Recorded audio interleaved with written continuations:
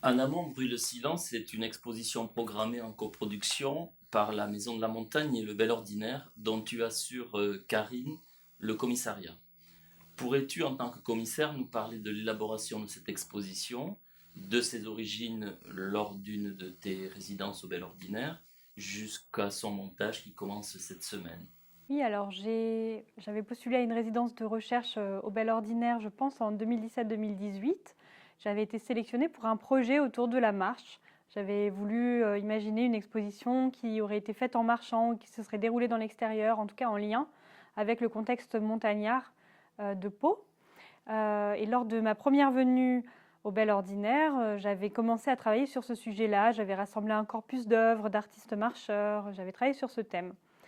Et Florence de Meckenem, la directrice du Bel Ordinaire, m'a proposé de faire une exposition donc à la Maison de la Montagne, plus ou moins en rapport avec cette recherche. Et au moment où j'ai découvert donc le lieu d'exposition, que j'ai rencontré Damien Maurice, qui est en charge des expositions, enfin des projets culturels à la Cité des Pyrénées, quand je les ai rencontrés, je me suis dit que j'avais envie d'inviter plutôt un seul ou une seule artiste plutôt qu'un ensemble, un corpus avec voilà faire une exposition collective. Je me suis dit que finalement je préférais privilégier de travailler avec un ou une seule artiste, et c'est là que j'ai pensé à Marie Limoujou, que je connaissais parce qu'on faisait partie d'un collectif d'artistes et de commissaires et de divers travailleurs de l'art qui étaient basés à l'époque à Bagnolet, qui s'appelle toujours Le Vendeur. Et donc on était toutes les deux membres de ce collectif artistique. Et j'avais eu connaissance donc du diplôme de 5e année de Marie, qui avait traversé une partie de L'Argentine, le l'Argentine à Chili. pied en enregistrant donc sa marche. Et c'est tout naturellement voilà, que j'ai pensé à elle pour l'exposition parce que j'avais en tête ce projet-là qu'elle avait réalisé. Et donc, en tant qu'artiste marcheuse, je l'ai invitée à faire cette exposition au Bel Ordinaire. De là, le projet a évolué. Alors Marie, tu es l'artiste choisie par Karine pour ce cinquième partenariat entre le Bel Ordinaire et la Maison de la Montagne. Je te pose en fait la même question, mais cette fois-ci en tant qu'artiste, peux-tu nous parler de l'élaboration de cette exposition et de la proposition que tu y fais? Et donc, du coup, Karine donc, voilà, m'a invitée donc, pour cette exposition à la Maison de la Montagne. Donc, tout de suite, elle m'a expliqué voilà, ce projet qui devait être en lien, en tout cas, avec la marche, la montagne. Moi, j'avais déjà, effectivement, dans mon travail d'artiste, euh, travaillé sur toutes ces questions-là. Mais au fur et à mesure du temps, j'avais vraiment ouvert ça au son, parce que j'ai vraiment, en tout cas, un travail artistique très lié au field recording, donc à l'enregistrement du son, du réel. On est presque dans le documentaire en fait. Et du coup, quand Karine m'a invitée, tout de suite, on s'est retrouvés en fait il y a un an ici au Bel Ordinaire pour faire un premier temps de résidence pour justement réfléchir à l'élaboration de l'exposition. Et en me retrouvant à la gare de Pau avec Karine, on voit les montagnes tout autour de nous, qui étaient complètement prises dans les nuages. Ça m'a fait remonter un souvenir d'enfance que j'avais eu lors d'une randonnée où j'avais été prise complètement par une mer de nuages en haute montagne. Et j'avais ce souvenir du son qui s'était complètement aplati, de ma vision qui était du coup brouillée, que le paysage s'était effacé totalement autour de moi. Et Karine, elle aussi, randonneuse, enfin, on a cet amour de la montagne ensemble. Du coup, elle connaissait aussi cette sensation. On est complètement parti là-dessus, sur cette idée d'aller enregistrer le son des nuages.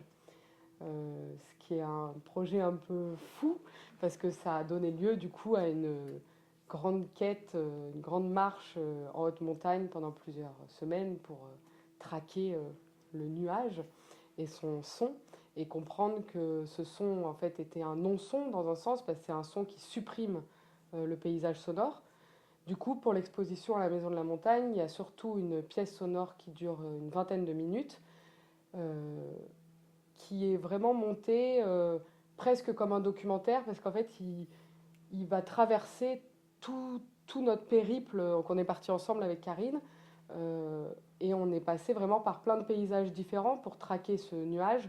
Donc c'est vraiment du son qui va de haute montagne à la plaine, les brebis, on retrouve voilà, les pâturages, on passe par de la pluie, du grand ciel bleu où le nuage est absent, l'orage où là le nuage devient tout de suite très présent. Euh, et toute notre intervention aussi dans cette pièce orale où on nous entend beaucoup parler et rebondir en direct sur ce qui est en train de se passer parce qu'un nuage ça va très vite et pour le suivre il fallait vraiment tout de suite enfin, rebondir très vite et prendre des décisions très rapidement de changer de lieu, presque même parfois de lui courir après. Donc on entend vraiment dans la pièce toute cette aventure qui a été forte en émotion. Et ensuite, dans l'expo, on a pensé aussi à une édition, euh, où là c'était un pari un peu que je m'étais lancé à moi-même, où j'avais envie depuis longtemps de travailler la question du son écrit, euh, presque comme une partition. On n'est pas vraiment arrivé à ça, mais enfin, l'objet a évolué. Mais du coup, il y a une édition qui retrace plus ou moins la pièce sonore, mais à l'écrit et par des dessins, par des cartes hygiènes, des lieux qu'on a traversés, et aussi par des textes qui sont très simples, qui en fait sont les rapports sons que je faisais après chaque enregistrement pour en fait poser le décor et pour le montage pouvoir me souvenir de tous les éléments sonores qui étaient là, de à quel moment le nuage on avait pu l'attraper ou pas. Donc il y a aussi tous ces textes qui traversent le livre et des dessins qui seront présents aussi dans l'exposition parce qu'avant de partir, pour enregistrer les sons, j'ai fait beaucoup de dessins d'observation du ciel et pas vraiment des nuages, mais des trous qui se situent entre les nuages, donc le ciel bleu ou gris, enfin voilà. Donc j'ai commencé à dessiner ces formes entre les nuages et donc il y a pas mal aussi de dessins d'observation de ciel qui vont être présents dans l'exposition. Bien, je vous remercie et je nous souhaite à tous une ouverture prochaine de l'exposition. Oui. Merci. Merci.